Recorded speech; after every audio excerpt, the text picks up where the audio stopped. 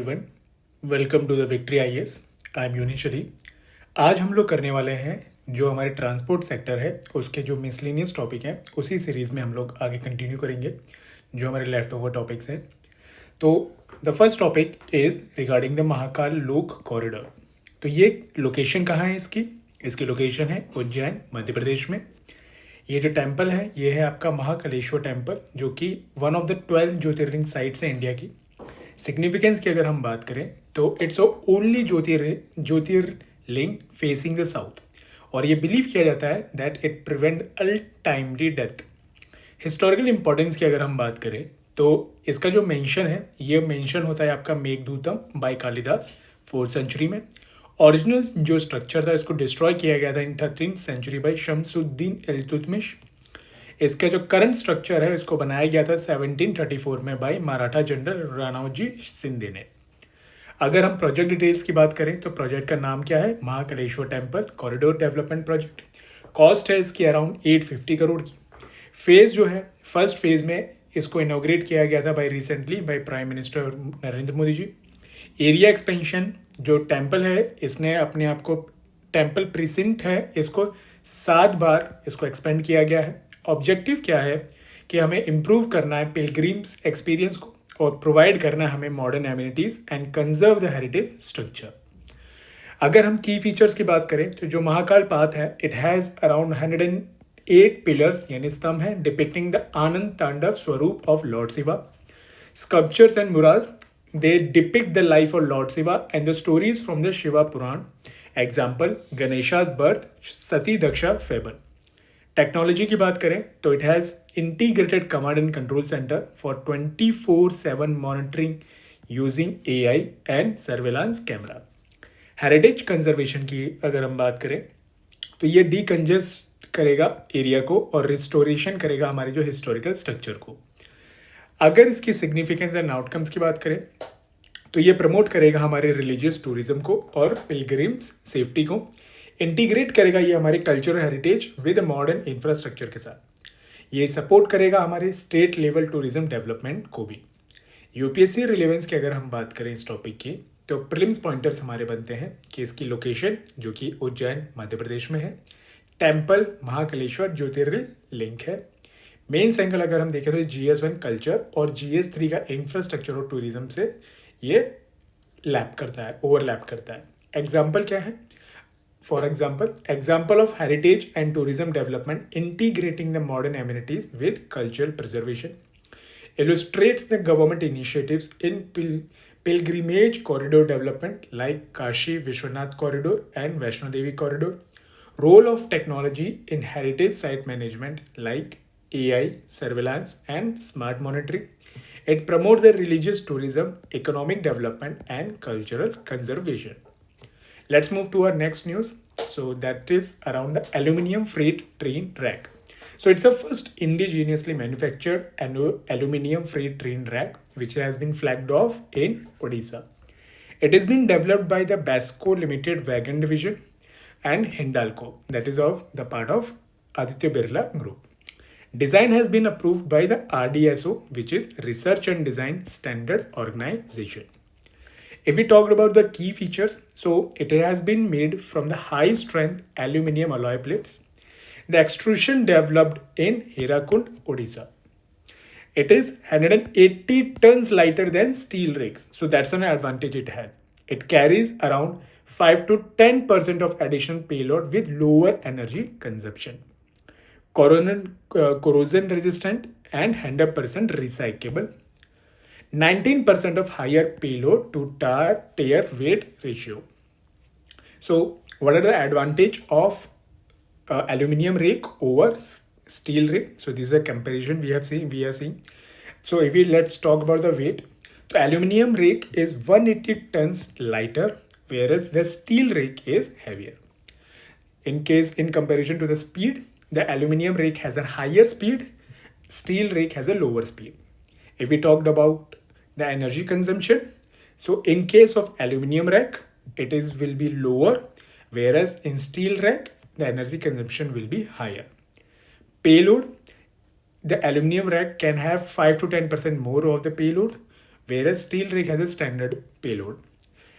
CO2 footprint, so aluminum rack will help us to reduce and saves 14,500 plus tons per rack, whereas in case of steel rig, it will be higher.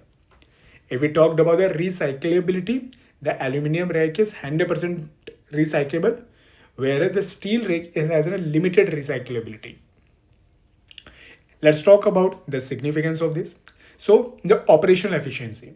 So aluminum rack will travel faster, have a higher freight capacity. It has a positive environmental impact. So it supports the India's climate goal and SDGs. If we talked about the global benchmark, the aluminum is widely used in metros and trains in US, Japan, and Europe for the crash absorption and aerodynamic design.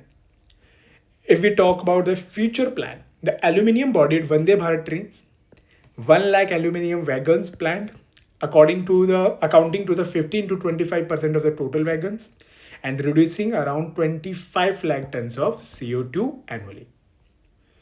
Let's talk about the UPSC relevance of this topic. So in GS3, it can come under the infrastructure, railway, sustainable transport, and climate action.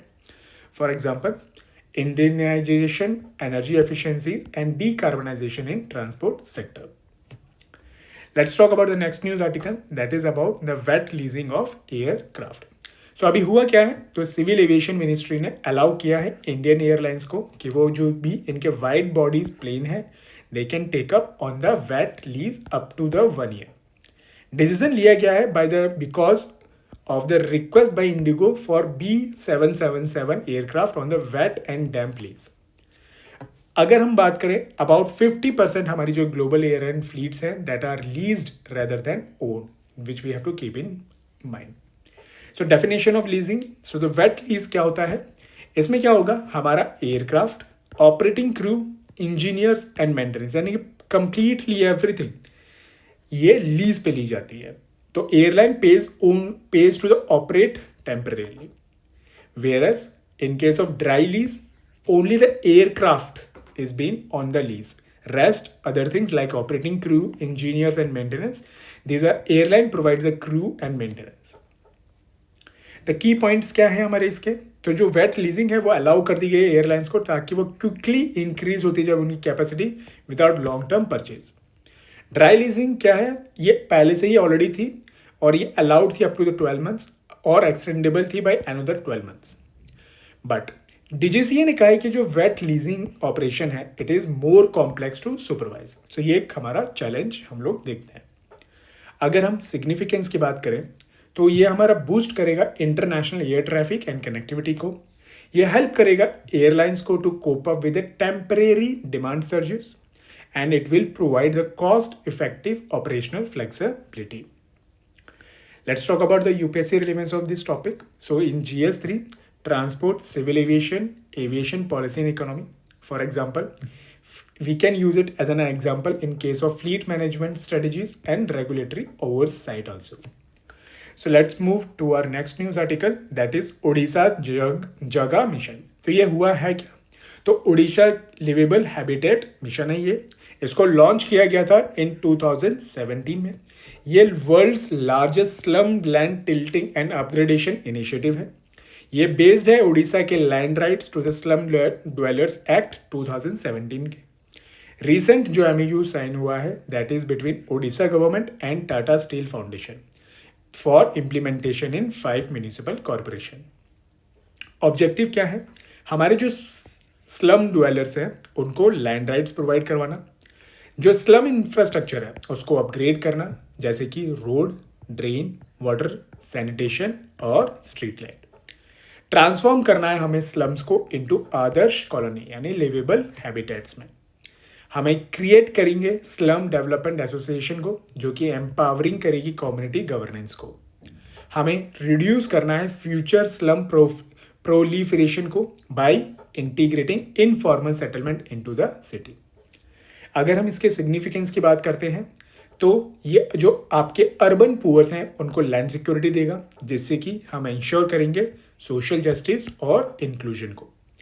इससे ये हमारे urban transformation model भी बन सकता है India का। ये strengthen करेगा हमारी अर्बन गवर्नेंस को और सिटीजन पार्टिसिपेशन को भी। यूपीएससी की रिलेवेंस देखें तो ये हमारे GS2 में आता है governance, urban development and inclusion topics के अंडर, और GS3 में ये आएगा हमारे infrastructure, sustainable cities and poverty alleviation में। नेक्स्ट न्यूज़ आर्टिकल है दैट इज टॉयलेट 2.0 कैंपेन। इसको लॉन्च किया था हमारी ministry of housing and urban affairs in 2022 in Bangalore on world toilet day. Aim क्या है, हमारे जितने भी पब्लिक एंड कम्युनिटी टॉयलेट्स हैं उनको हम अर्बन एरियाज में उनको हमें ट्रांसफॉर्म करना है through citizen urban local bodies partnership में। इसके 5 थीमेटिक एरियाज हैं। पहला, पीपुल फॉर टॉयलेट, यानी कि clean and maintain the community public toilet. दूसरा है पार्टनर्स फॉर टॉयलेट, यानी कि adoption of public toilet by the stakeholders. Third part is design toilet, जिसमें हम convenient, low cost and user friendly design बनाएंगे। Fourth is rate your toilet, यानी कि अब आप फीडबैक दोगे, the user feedback for the service improvement. Fifth is my thoughts our toilet, यानी public opinion for the better toilet governance. Significance क्या है इस मूव की, तो ये इंप्रूव करेगा आपकी अर्बन सैनिटेशन एंड हाइजीन को, ये स्ट्रेंथन करेगा आपकी स्वच्छ भारत मिशन अर्बन आउटकम्स को, ये साथ में एनकरेज करेगा सिटीजन पार्टिसिपेशन और अकाउंटेबिलिटी को, और ये सपोर्ट करेगा dignity, health and sustainable urban living को। चैलेंजेस क्या क्या है हमारे पब्लिक सैनिटेशन में, तो सबसे पहला है हमारा मेंटेनेंस गैप, यानी कि वहाँ पर पुअर क्लीनिनेस है, लैक ऑफ टाइमली रिपेयर होता है। उसके अलावा फंडिंग इशू आता है हमें, जिसमें हमें लिमिटेड बजट मिलता है for operation and upkeeping. Next barrier क्या है, that is behavioural barrier, means we are misusing, vandalising and reluctance in the usage. The next challenge is of the accessibility, यानी कि the inadequate toilets for the women, elderly and differently abled peoples. उसके बाद technological gaps हैं, यानी कि lack of innovation है design में and waste treatment में। अकाउंटेबिलिटी का भी एक इशू है, यानी कि हमारी जो अर्बन लोकल बॉडी है उसमें वीक मॉनिटरिंग है और पुअर सिटीजन फीडबैक इंटीग्रेशन है। सस्टेनेबिलिटी इनकंसिस्टेंट है ये हमारे water supply and solid waste management linkages के साथ। यूपीएससी रिलेवेंस की अगर हम बात करें इस टॉपिक की, तो गवर्नमेंट इनिशिएटिव है ये, यानी 12.2 टॉयलेट 2.0 स्वच्छ भारत मिशन अर्बन और अमृत। डिस्टिंक्शन क्या है between public toilets and community toilets. Ministry of housing and urban की फ्लैगशिप प्रोग्राम है एंड सैनिटेशन इंडिकेटर्स। मेंस के पॉइंट ऑफ व्यू से हम देखें तो GS2 गवर्नेंस, यानी कि role of urban local body, PPP in sanitation and citizen participation. GS2 जो कि जिसमें सोशल जस्टिस हमारा सब्जेक्ट है उसमें भी ये आएगा, तो इस sanitation, dignity of the women, urban poor and vulnerable groups. GS3 में इन्वायरमेंट में क्या है, waste management, water use and sustainable urban development. ऐसे के पॉइंट ऑफ व्यू से देखें तो वहाँ पर क्या इस टाइप से बनाया जा सकता है, sanitation is more than toilets, it is about dignity, health and governance. तो नेक्स्ट न्यूज आर्टिकल है हमारा Atal new India challenge, ANIC, women centric challenge. तो ये क्या है, ये फ्लैगशिप प्रोग्राम है अंडर अटल इनोवेशन मिशन, जो कि आपका है नीति आयोग का। ऑब्जेक्टिव क्या है, सपोर्ट करना हमें इनोवेशन जो कि सॉल्व करेगा हमारी national importance and social relevance challenges को। फंडिंग का क्या मैकेनिज्म है, आपको 1 करोड़ तक ग्रांटिंग एड मिलेगा for Indian companies and startup. तो वुमेन सेंट्रिक चैलेंज क्या है, तो ये टारगेट करेगा आपके technology based innovation for women in health, nutrition, sanitation, safety, security, livelihood, mobility and education. ये एम करता है to mainstream the women's issue into innovative ecosystem. UPSC relevance की बात करें तो प्रिलिम्स में आपका आ सकता है ANIC के बारे में, AIM, नीति आयोग और इसके फंडिंग पैटर्न पे। मेन्स के GS2 में ये के टॉपिक के अंदर आएगा ये, जो कि है आपका women empowerment via tech innovation, state startup partnership. ऐसे किस टाइप से फ्रेम हो सकता है, technology as a catalyst for the gender empowerment. Let's move to our next news article that is of EV battery development in India. तो ये initiative है आपका CSE DST का। यहाँ पर क्या हो रहा है कि कोलैबोरेशन किया जा रहा है to develop EV battery suited for Indian condition. Focus area क्या है हमारा? Application specific batteries, example sodium ion for E rickshaw, lithium titanate for the public transport. Recycling करना बैटरीज का, एक रेगुलेटरी फ्रेमवर्क बनाना है for safety and durability, database creation for EV performance and safety parameters. Current issues क्या हैं अभी हमारे? तो हमारी अभी हैवी डिपेंडेंस है on importation of lithium ion batteries, यानी कि हम लिथियम आयन बैटरीज को बहुत ज़्यादा इम्पोर्ट करते हैं। कंज्यूमर इलेक्ट्रॉनिक्स डोमिनेट करती है हमारी LIB यूज़ में, यानी कि स्मार्टफोन, लैपटॉप्स। सेफ्टी कंसर्न है, यानी कि जैसे कि आपने देखा होगा बैटरीज में आग लग जाती है, यानी thermal runaway, fire incidents.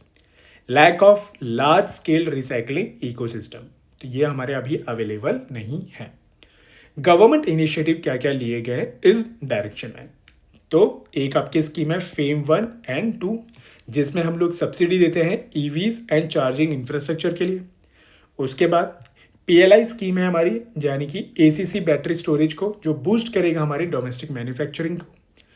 Next है हमारी ड्राफ्ट बैटरी स्वैपिंग पॉलिसी 2022, जिसमें हम inter operability and EV adoption को बढ़ावा दे रहे हैं। फोर्थ है हमारी new EV safety test and BIS performance norms for the lithium ion batteries. फिर टेस्टिंग एंड सर्टिफिकेशन के लिए क्या किया गया है? By automotive research association of India. UPSC relevance की अगर हम बात करें तो प्रीलिम्स में स्कीम्स जैसे कि FAME, PLI, ACC storage, battery swapping policies. Mains GS3 में क्या इसके रिलेवेंस किस टॉपिक के अंडर आएगा? एनर्जी सिक्योरिटी एंड आत्मनिर्भर भारत इन AV sector, climate change mitigation through the clean mobility, circular economy यानी कि बैटरी रिसाइकलिंग। ऐसे future of mobility in India lies in sustainable energy solutions. Let's move to our next news article that is Transport for All Challenge Stage 2. इसको launch करा है आपकी ministry of housing and urban affairs. Objective क्या है? Ease the mobility and experience of Indian citizen through digital innovation in formal and informal public transport. हम लोग इसमें implement करने वाले हैं under smart cities mission framework for urban reforms.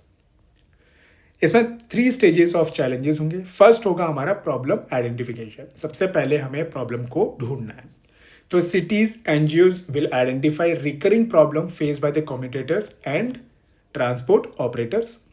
Extensive citizen stake holder surveys will be conducted. Second आपका stage होगा that will be solution generation. So in this, the startups to build a digital prototypes addressing the identified problems. Next, integration of formal, जो कि है हमारी buses, metros, and informal like autos, shared taxis, IPT, transport.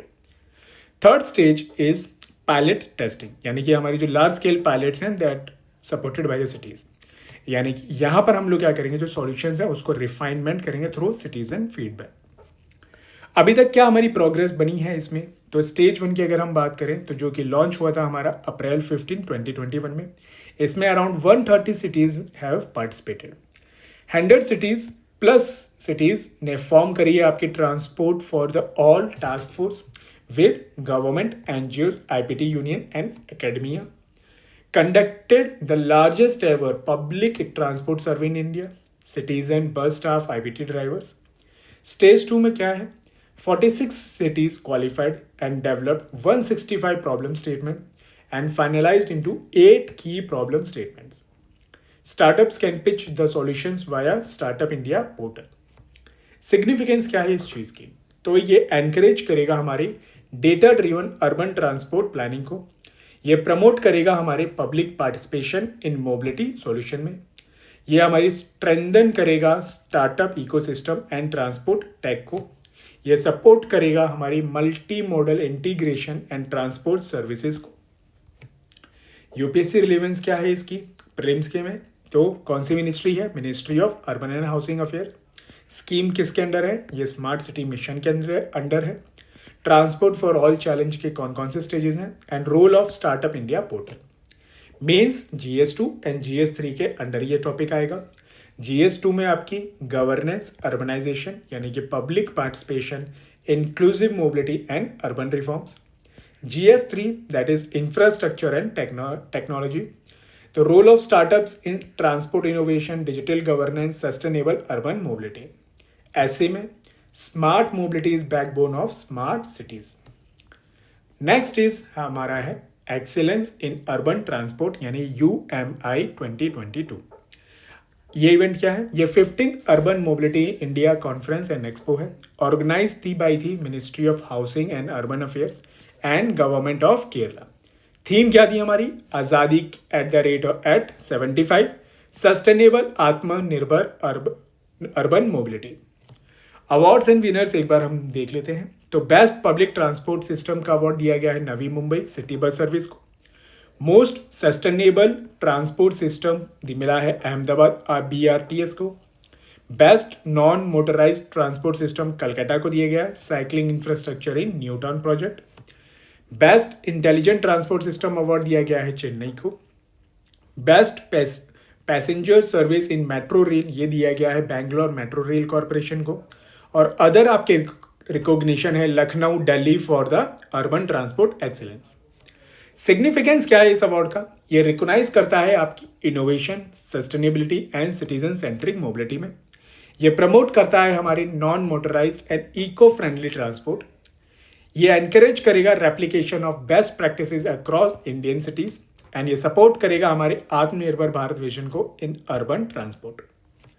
UPSC relevance की बात करें तो ये award किसके अंडर आता है? Ministry of housing and urban affairs के। अर्बन मोबिलिटी इंडिया कॉन्फ्रेंस जो कि लॉन्च हुई थी under national urban transport policy 2006। Theme क्या है इसकी? Azadi at 75, sustainable Atmanirbhar mobility. Cities and categories के आपके जो अवार्ड्स हैं जैसे Navi Mumbai, Ahmedabad, Kolkata, Chennai and Bengaluru. Mains GS2 and GS3 subject के अंदर आएगा ये। GS2 में आपका आएगा role of urban governance and policies in sustainable mobility. GS3 में ये आपका आएगा sustainable urban infrastructure and climate change mitigation, non motorized transport and reducing the dependence on fossil fuels. फिर ऐसे में sustainable mobility is central to the inclusive urbanization. Now let's move to our next topic that is India infrastructure project development fund IIPDF scheme. ये launch की गई है by the department of economic affairs जो कि आपकी आती है ministry of finance में। नोटिफिकेशन डेट थी इसकी November 3, 2022। नेचर क्या है? सेंट्रल सेक्टर स्कीम है यानी कि 100% funded by union government. Corpus है इसका 150 years for 3 years, 150 crore for 3 years. Objective क्या है? Financial support for the project development expense of PPP projects. ये एड करेगा project that are economically justified but commercially unviable को। की फीचर्स क्या है? Government may provide up to 40% of project cost at construction stage. ये support करेगा आपके project sponsoring authorities जो कि both central as well as state government होगी, जो फंडिंग कवर करेगी आपकी cost of transaction advisor and consultant also. ये इंश्योर करेगा कि आपके जो bankable and viable PPP projects हैं उसको बूस्ट करें इंफ्रास्ट्रक्चर मॉडर्नाइजेशन को। इसको लिंक किया गया है विद VGF स्कीम यानी कि वायबिलिटी गैप फंडिंग स्कीम जो कि लॉन्च हुई थी आपकी 2006 में by again same department of economic affair under ministry of finance. ये प्रोवाइड करता है capital grant up to 40% of the total project cost. It targets the project with large capital needs that are economically justified but not commercially viable. IIPDF complements the VGF by funding the project preparation stage. आपकी panel of transaction advisory है तो इसमें problems क्या आ रही हैं? Delay in hiring the consultant, risk of non optimal PPP structuring. Solution क्या क्या है? Panel of pre qualified TAs created in July 2022, manual developed for the ease of adoption. It helps the standardize the equality and speed up the approval. Significance क्या है? तो ये improve करता है ये आपके triple P project pipeline quality को, encourage करता है प्राइवेट सेक्टर कॉन्फिडेंस को इन इंफ्रास्ट्रक्चर प्रोजेक्ट्स में, ये इंश्योर करता है timely preparation and reduce the cost overrun में, ये बूस्ट करेगा इंडिया के infrastructure and push under the national infrastructure pipeline. Challenges क्या क्या फेस कर रहे हैं? पहला है commercial viability risk despite the government support. Second, capacity constraint in smaller state agencies. Third, over reliance on consultants and TS, यानी कि which creating accountability issues. Fourth one, need for the faster dispute resolution in triple P model. What is the way forward? First, we have to strengthen the monitoring and evaluation of funded project.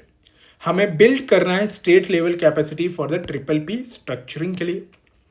हमें ensure करना है एक balanced risk sharing between government and private partners. Align करेंगे हम IIPDF को with आत्मनिर्भर Bharat and गति शक्ति मास्टर प्लान के साथ।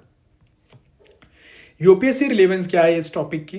तो प्रीलिम्स में ministry of DEA, department of economic affairs and under ministry of finance, corpus size, central sector scheme, debt and VGF link. Means GS3 में क्या इसके किस टॉपिक के अंडर आएगा? ये infrastructure bottlenecks, triple P model, public finance reform, centre state coordination. Let's move to our next news article that is about the gig economy report by NASSCOM। तो आपके जो गिग वर्कर हैं उसकी definition दी गई है हमारी कोड ऑन सोशल सिक्योरिटी 2020 में। ये होते कौन हैं? A person working outside the traditional employer employee relationship in flexible work arrangement, यानी कि इसमें आप जो ट्रेडिशनल एम्प्लॉयर एम्प्लॉय का रिलेशन होता है कि भाई आपको 8 घंटे 9 घंटे की जॉब करनी है, इस टाइम पर आप आओगे, इस टाइम के बाद आप जाओगे, तो ये उसके बियॉन्ड, उस डेफिनेशन के बाहर ये काम करते हैं। ये फ्लेक्सिबल होते हैं अपनी अरेंजमेंट में, जब इनको काम करने की ज़रूरत होती है तब ये काम करते हैं, जब ये नहीं करना चाहें ये मना कर सकते हैं। की फाइंडिंग्स क्या है हमारी 2022 की? तो ये राइजिंग ऑप्शन हमने देखा है, around 65% of IT companies employees gig workers up to 57% in 2020। Workforce share की बात करें तो still less than 5% of total workforce का ये पार्ट बनता है। बट ये राइज क्यों हो रहा है? क्योंकि स्पेशलाइज्ड स्किल रिक्वायरमेंट है, डिमांड इलास्टिसिटी है और कॉस्ट ऑप्टिमाइजेशन को। टॉप गिगेबल स्किल्स कौन कौन सी हैं आपकी? जैसे कि software development, UI and UX design and data analytics. UPSC relevance की अगर हम बात करें तो हमारे प्रीलिम्स में आपका बन सकता है गिग वर्कर की डेफिनेशन, ये किस में दी गई है? जैसे कि कोड ऑन सोशल सिक्योरिटी 2020 में। मेंस में ये आपके GS3 और GS2 में आपका आ सकता है, जैसे कि future of work, labour reforms and digital economy, opportunities, skill based employment, flexible workforce. Challenges क्या क्या हैं? जॉब सिक्योरिटी नहीं है, सोशल सिक्योरिटी नहीं है, वर्कर्स राइट नहीं पर आप कर सकते हो। सो हमारे जो ट्रांसपोर्ट टॉपिक के अंदर जो हमारे करंट अफेयर्स है वो हमने ऑलमोस्ट कवर कर दिए हैं। इसके आगे जो भी हमारे आएंगे अपडेट्स उसको हम कंटिन्यूसली उसको अपडेट कर लेंगे in coming series. Thank you for joining.